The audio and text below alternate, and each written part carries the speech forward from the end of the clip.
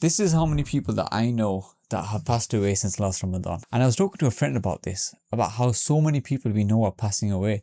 And he said to me, the angel of death has gone past us to take the soul of other people. There'll soon come a time that he'll go past other people to take our soul.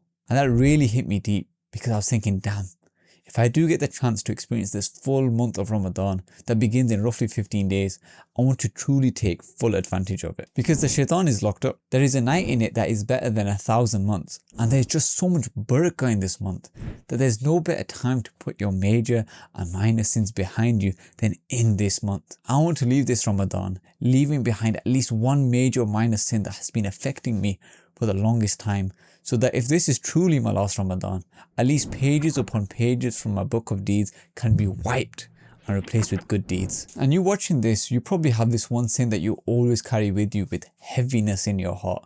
The one when you think about death approaching you, that's the one that gives you the most anxiety when you think about it. That's the one you always tell yourself you'll give up, but you keep failing to. Right now is the best time for you to give it up. You have 15 days. 10 and 5, 15 days to start working on those, so that when Ramadan begins, you've got that running start. So start trying now. And you might ask yourself, but how? How do I give up this sin? And the first step is to realize that you stopping this major sin is the #1 priority in your life. You tell yourself you really want to stop, but how much time, energy and du'as are you dedicating towards stopping this major sin? Let's just say it's drinking alcohol. Are you researching addiction counseling? Are you waking up for tahajjud to ask Allah to give you strength against this problem? Or porn addiction? There are plenty of online recovery programs that you can sign up to and start healing. I spoke about it a lot in this video of mine, if you want to check it out. And missing salah. How actively are you tracking your prayers and making a routine to include them in your day? Are you reflecting every evening about why you didn't make the time to pray today? Or if you had the time, why didn't you? Reflect upon yourself and diagnose the problem, because you need to find the problem before you can find the cure for it. This question really puts everything into perspective for me, and I hope it will for you too. What is the price for Jannah? Can you put a price tag on it? No. You should be willing to pay £20, £100, £1,000, £10 million if that's what's going to take you to Jannah. You should be willing to dedicate hours, days, years towards attaining this goal. Now, if you had an important exam coming up, and if you failed the exam, you'd have to repeat the whole year, you would dedicate hours every day towards studying for this one exam. But you're sitting in an exam right now and you can't retake it. You can't do it again. And yet you won't spend 1 hour a day preparing for the final result of this exam. And trust me, failing this exam won't be as sad as you won't be able to graduate with your friends. Nah, failing this exam means you're cooked. You're finished. Like, you should be putting every single resource of yours towards stopping this sin.